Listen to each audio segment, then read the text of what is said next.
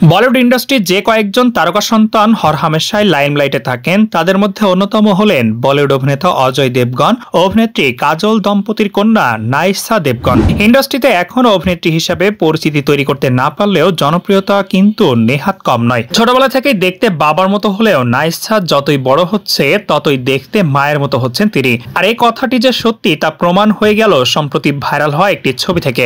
বলিউড অভিনেতা নবাব সাইফ আলী খানের ছেলে হক অথবা বলিবাদ শাহরুখ খানের ছেলে এক নজর দেখলে মনে হবে তারা যেন বাবার জেরক্স কপি।